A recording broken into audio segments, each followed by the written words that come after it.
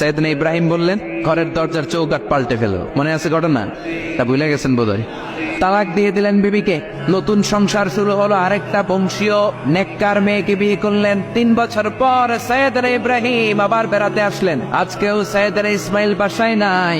সাইয়েদনা ইব্রাহিম সালাম দিলেন, আসসালামু আলাইক।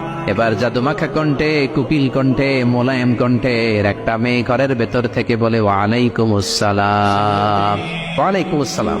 সাইয়েদনা ইব্রাহিম বললেন, কাইফা হালুকি ইয়া উম্মি, মা কেমন আছো বলো বলো। মেয়েটা বলে, আলহামদুলিল্লাহ আলা কুল্লি হাল, সব অবস্থায় আলহামদুলিল্লাহ। সুবহানাল্লাহ পড়ে। সংসার কেমন চলে? কয় খুব ভালো। খাওয়া দাওয়ার অবস্থা কি? কয় আরো ভালো। এবার মেয়েটা বলে, কে আপনি?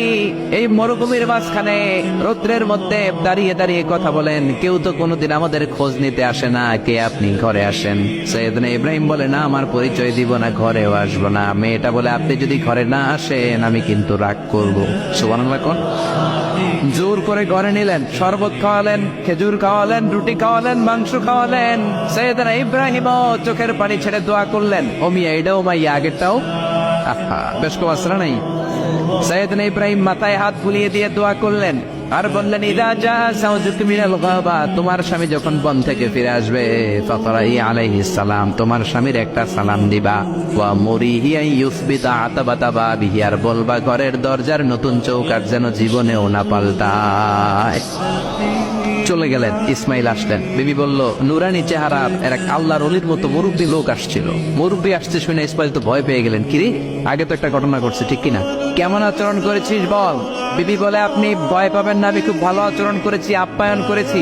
তিনিও খুশি হয়ে আমার মাথায় হাত বুলিয়ে দোয়া করে দিয়েছেন আর বলেছেন, ঘরের দরজার নতুন চৌকাঠ যেন জীবনেও আপনি না পাল্টান। সুবহানাল্লাহ। সাইয়েদনা ইসমাইল বিবিকে জড়িয়ে ধরলেন।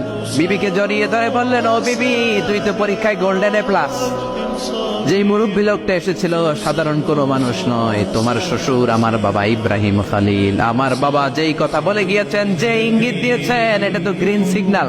আমার বাবা বলেছেন, তোমার যেন কোনোদিন তালাক না দেই, তোমার যেন ছেড়ে না দেই। এই যে তোমার হাতটা দুনিয়ার বুকে ধরলাম, জান্নাতে যেন তোমার হাত ধরে এই দুজনে জান্নাতে ঢুকে যায়।